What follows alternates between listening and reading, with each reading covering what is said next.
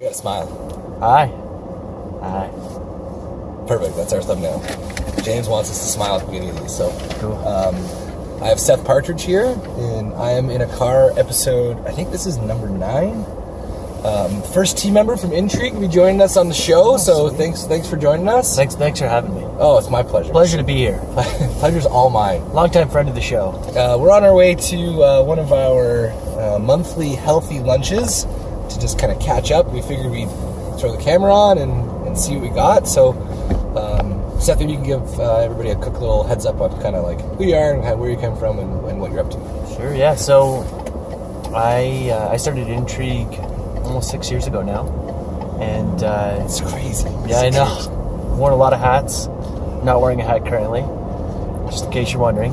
I started off as a web developer, moved into some more process management stuff, and that's kind of where I found my love for helping people at Intrigue, I guess, is really tied to streamlining technology, etc., etc. So that's kind of where I find myself on my favorite days at Intrigue and trying to do more of that. Sweet, dude.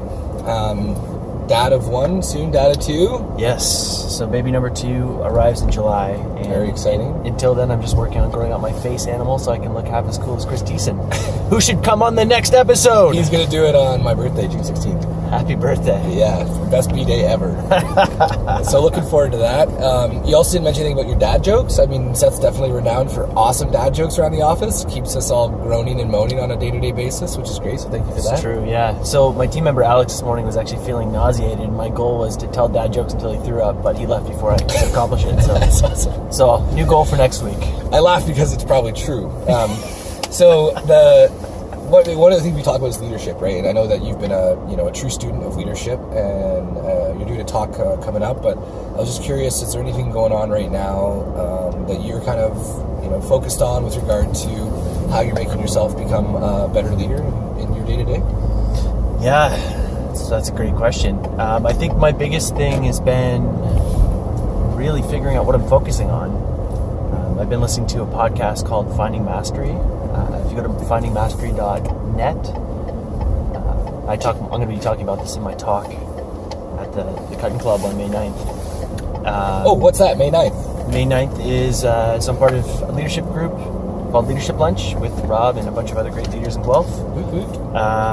So we're doing an event at Cutton Fields on May 9th, 8 a.m. I think tickets are $50, Yeah. I think. Where do you get these tickets, Seth? Intrigueme.ca/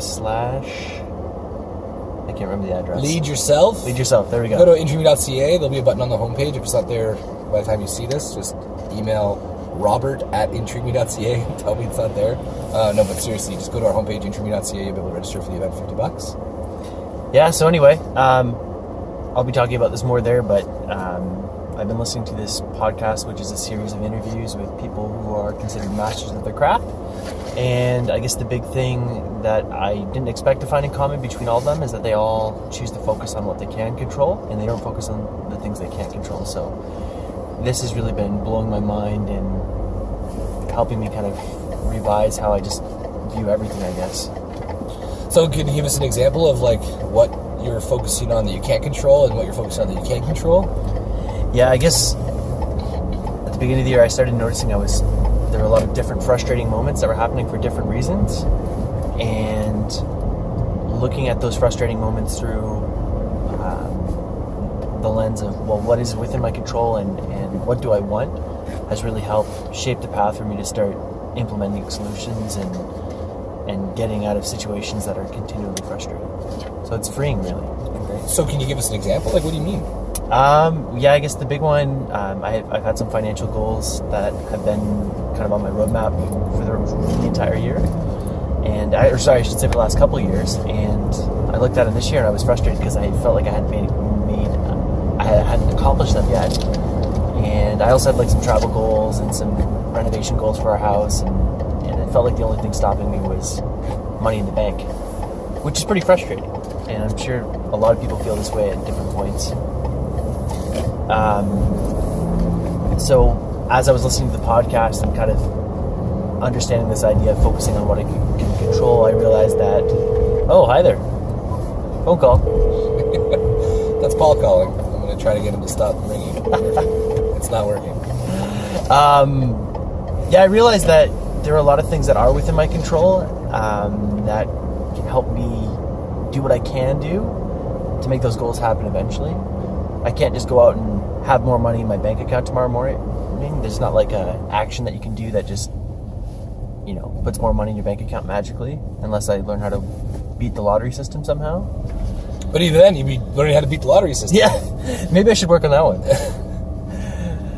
But yeah, I guess long and short of it is I realized that instead of focusing on what I don't have, I could focus on being grateful for what I do have. I can journal about it. I can control my contentment, my margin, my budget, my goals themselves, my timelines for my expectations on my goals, and kind of looking at that problem through that lens led me to all these great solutions. So at the end of the day, now I feel like I'm putting my effort into the things I can control, and I feel like I'm not spinning my tires. So it's a great feeling because I feel like I'm doing the most I can to accomplish what I want to accomplish. Sweet, dude.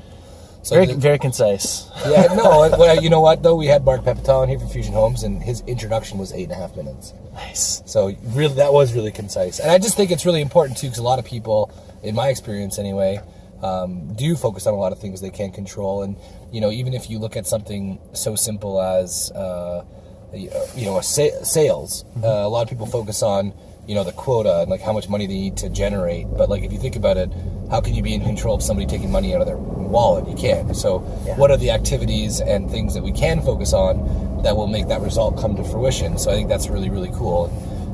It sounds simple and intuitive when you hear it, but I don't think a lot of people are conscious of it a lot. So, I really appreciate you sharing that with us. Yeah, thanks for asking. Yeah, man, for sure. So then what about, something that's been kind of a guiding force for you for a long time? Like, this idea that you've been just talking about has been kind of recent. And I know from, working with you over the last 6 years and understanding like how much of a student of leadership you really are, has there been something that you kind of have always, stuck to, that you've thought of, kind of like a mantra or philosophy that keeps you on track, that, makes sure that you're staying true to you and keeping, doing what you do best? That's a great question. I guess I've had a series of ideas that have kind of followed me around my entire life.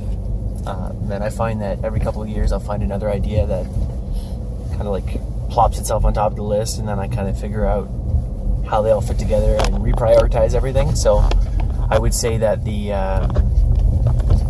one of the biggest ideas would definitely be the idea of doing what you say you're going to do when you say you're going to do it.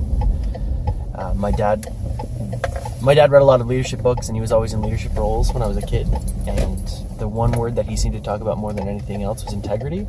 So that just always stuck with me. So I think that would be one of my foundational ideas.